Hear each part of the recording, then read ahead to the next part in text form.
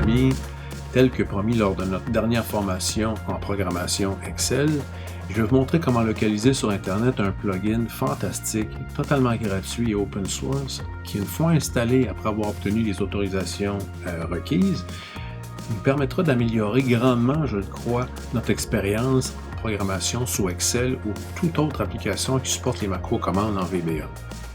Que ce soit au niveau de la navigation plus aisée à travers le code, l'ajout de commentaires intelligents structurés qu'on peut regrouper par thème, l'indentation rapide du code existant et même de l'inspection du code pour le conformer ou pas selon certaines bonnes pratiques qui sont habituellement recommandées dans le milieu, je suis sûr que vous allez trouver votre compte à un niveau ou à un autre. Donc sans plus tarder, regardons ensemble comment on peut déployer cet outil fantastique-là.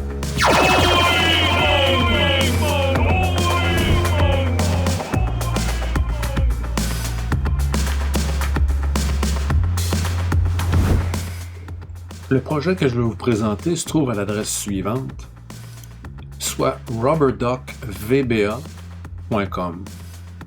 Dans sa page d'accueil, en plus des téléchargements proposés, on va avoir accès à de la documentation qui vont présenter les différentes habilités que nous offre ce logiciel-là. Au niveau du téléchargement, on propose la version stable et la prochaine version bêta à venir. Je propose de télécharger la version stable ou main, car c'est celle que j'ai validée depuis quelques années et qui fonctionne habituellement bien.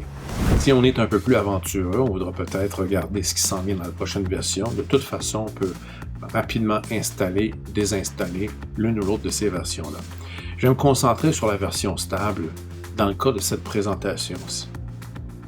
Si vous voulez avoir accès au code source et suivre le déroulement du développement de ce projet-là, je vous inviterai à cliquer sur Release Note où on se dirigera automatiquement dans le site qui contient tous les codes sources de ce projet-là, soit rubberduckvba/rubberduck. Si on clique sur le projet comme tel, on a accès à tous les codes sources, une présentation, il y a un wiki, il y a un forum de discussion, on peut soumettre des bugs, suivre la résolution de problèmes. Vous pouvez même télécharger les codes sources pour faire votre propre version du logiciel si vous vouliez lui ajouter des fonctionnalités. Il faut savoir que ce n'est pas programmé en VBA, par contre, c'est programmé en C#, en .NET. Cela étant dit, sans plus tarder, moi j'ai déjà téléchargé la dernière version stable que je vais localiser ici.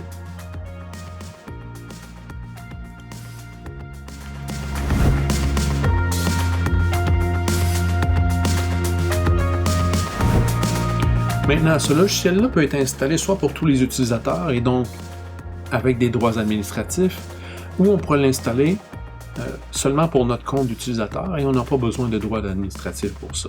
Évidemment, il faut demander les permissions, les autorisations dans notre contexte de travail, pour voir si on peut installer de tels logiciels. Mais une fois qu'on a ces autorisations-là, on peut tout simplement double-cliquer l'installateur et suivre un certain nombre d'étapes pour bonifier notre expérience en développement VBA. Et c'est ce que je vais faire ici. Je vais cliquer sur Exécuter. Je vais choisir la langue de l'installateur en français. Je vais m'assurer d'avoir seulement moi comme choix par défaut. Je vais accepter le contrôle égal. Et là, on me propose de désactiver un certain nombre de fonctionnalités au cas où ça prendrait trop de ressources de mon ordinateur. Moi, ce que je vous recommande de faire, c'est de ne pas désactiver ces fonctionnalités-là, juste de procéder comme tel. De toute façon, le logiciel peut être désinstallé et réinstallé avec ce choix-là, si jamais votre ordinateur n'est pas assez puissant pour supporter toutes les fonctionnalités qui sont installées et activées par défaut. Donc, je vais y aller avec suivant ici. Comme on peut confirmer ici, ça va être installé dans un dossier qui s'appelle RubberDuck dans notre profil utilisateur et non pas dans ces Program Files qui demanderaient des droits administratifs pour le faire. Je vais confirmer ce nom-là et on va procéder avec installer. Ensuite de ça, ce plugin-là doit être enregistré comme une fonctionnalité additionnelle dans l'éditeur de code VBA. Alors, on va cliquer sur Suivant pour procéder à l'enregistrement et on clique sur Terminer pour terminer l'installation. Voilà, c'est fait.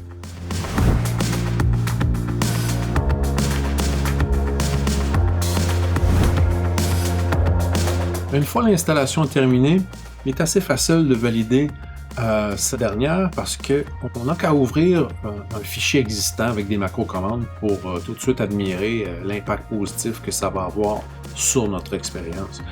Donc ici, j'ai une fenêtre de l'explorateur avec un des fichiers que je vous ai livré à la fin de la formation contenant un paquet de macro-commandes. Et même des formulaires. Alors, je vais m'exécuter et je vais l'ouvrir.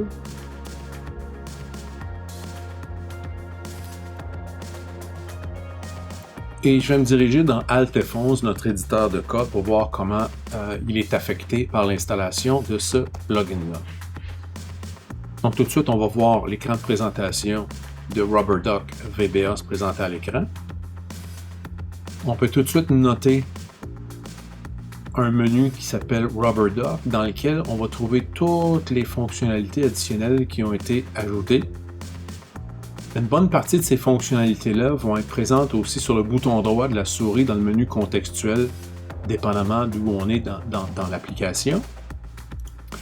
Et ce qu'on est invité à faire, premièrement, quand on démarre cette application-là bonifiée, c'est de cliquer le bouton Pending ici pour rafraîchir la base de données interne de RubberDuck pour localiser tous les objets et les procédures de notre code. Ça prend quelques instants.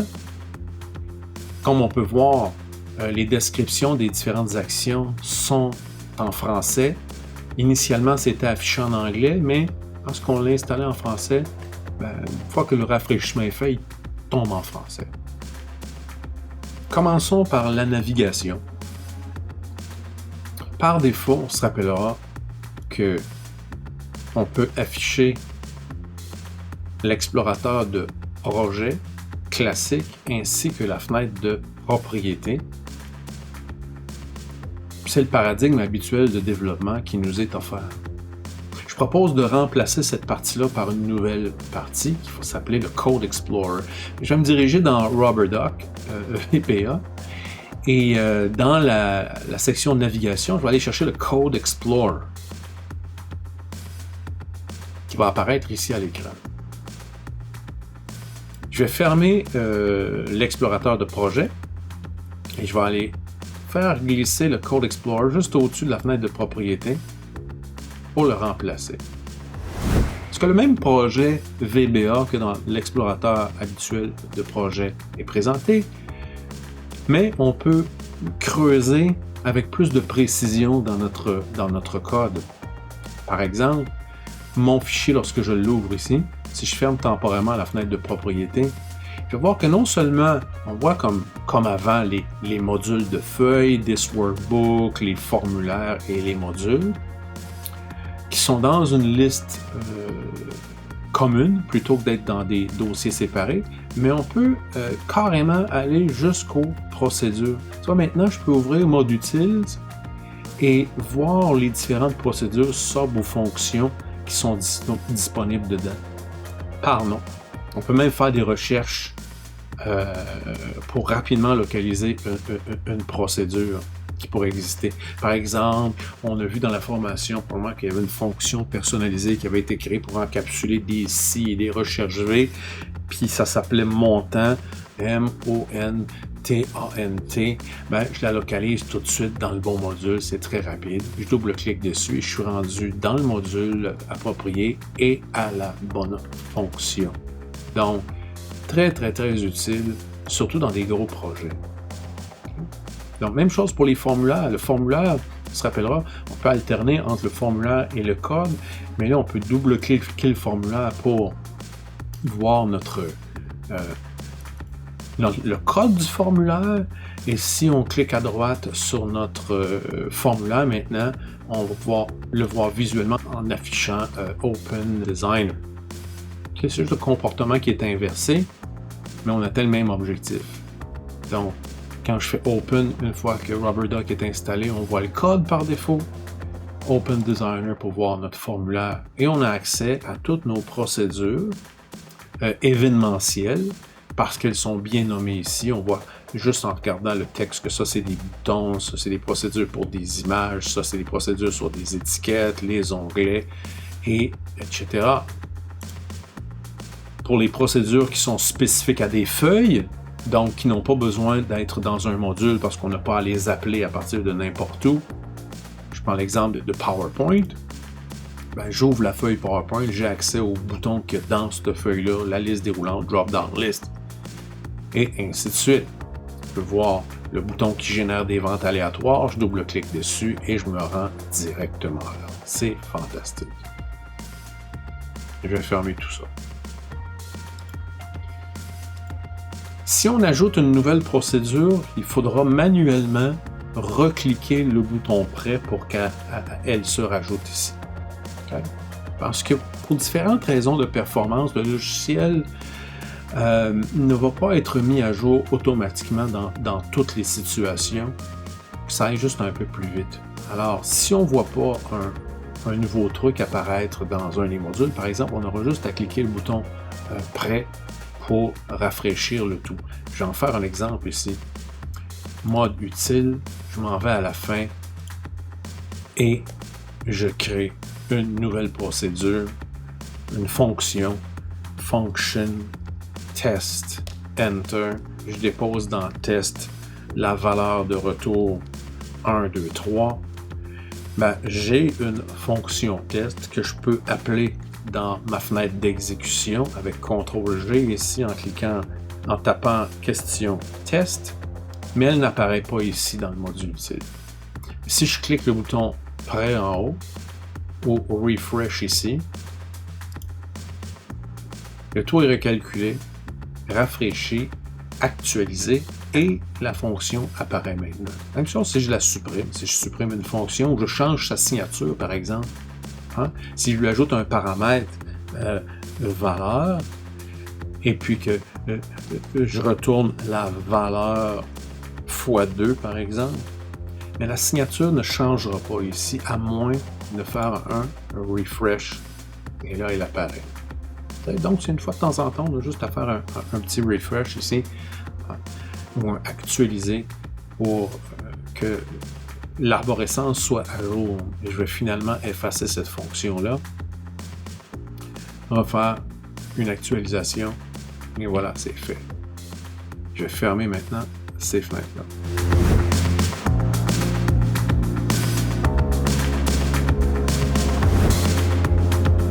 Il est aussi possible d'ajouter des commentaires un peu plus structurés que les commentaires qu'on a appris à mettre dans du code. Effectivement, durant la formation, on a vu qu'il était possible, par exemple, pour une fonction ou n'importe quelle procédure, d'aller, par exemple, à l'intérieur de cette dernière et mettre des commentaires.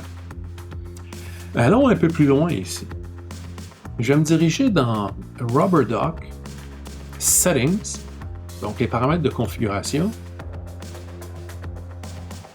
À l'intérieur de ces paramètres-là, on a une section qui s'appelle To Do, qui permet de définir des catégories de commentaires. Je peux les renommer, je peux les effacer, je peux les importer, les exporter, en rajouter. Je clique sur Add et j'ajoute ici GV pour mon nom, des notes personnelles pour moi. Save and close. Maintenant, si je m'en vais dans une procédure et j'écris commentaire, par exemple, GV, ne pas oublier de valider ceci dans la version O365. Je vais aussi ajouter un commentaire dans la trappe à erreur ici. To do. 2 points. Ajouter des messages de rétroaction spécifique à certaines erreurs nébuleuses. Je vais en rajouter un dernier ici, hypothétique. Get mon feuille ici. Faire semblant qu'il y a un bug. Hein? Bug. Plante quand plus que 4 feuilles existent. Un bug hypothétique. Bon, si je m'en vais dans Rubber Duck et je localise dans les outils, tools, les to-do items, je clique là-dessus. Je vois maintenant une autre fenêtre que je peux faire flotter sur un moniteur séparé. Je clique sur Refresh ou Actualiser. Et on me dit, voilà, dans une fenêtre centralisée, que j'ai un bug, que j'ai un commentaire spécifique à Georges Livier, que j'ai un to-do, et que j'ai même une note ici, que j'avais déjà inséré un peu plus tôt. Alors, je double-clique sur l'élément et on m'amène exactement dans le code où c'est défini. Ma note personnelle, mon to-do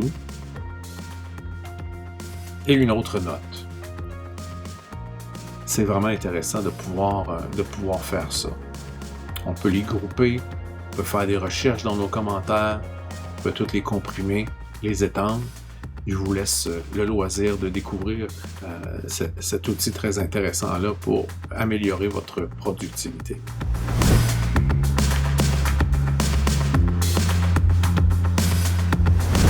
On va avoir une idée de qu'est-ce qu'on pourrait améliorer dans ce fichier-là pour le rendre plus digne de la production, plus professionnel. On peut aller par exemple dans Rubber Duck Code Inspections. Un formulaire va être présenté à l'écran avec différentes catégories d'analyse et puis un certain nombre de suggestions. Ces suggestions-là peuvent être recherchées, elles peuvent être même désactivées. Certaines d'entre elles, on va même nous offrir la possibilité de les réparer. Ce qui va être important, par contre, c'est de valider avec la documentation en ligne la pertinence de chacune de ces recommandations-là dans le contexte de chaque projet. Les macros jetables, on va même probablement pas se taper les inspections de code, tandis qu'un fichier, avant de le mettre en production réellement sur plusieurs postes, on s'assurera de respecter les plus importantes, par exemple. Ici, on peut regarder au niveau de la qualité du code.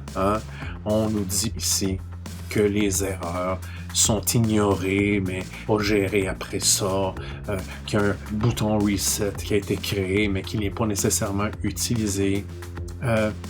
On a une variable int response qui est déclarée en integer. On va probablement nous suggérer, peut-être évaluer si ça serait pertinent de la mettre en long plutôt qu'en int, parce qu'on l'a mentionné dans la formation, un int ou un entier, c'est moins 32 000 à plus 32 000. Dans le cas qui nous concerne, ce n'est probablement pas un problème, parce qu'on visait oui ou non peut-être, puis c'était 6 ou 7 les valeurs. Donc, si je double-clique, on m'amène directement où le code est concerné.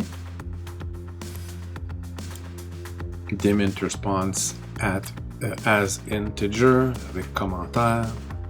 Errors are ignored but never handled again. Ça ne veut pas dire que c'est un problème comme tel. Dans le contexte actuel, moi je te dirais par exemple ici que je désactive la gestion d'erreurs dans cette procédure-là qui quitte immédiatement après. Il n'y a aucun problème avec ça parce que c'est une décision réfléchie dans le contexte actuel.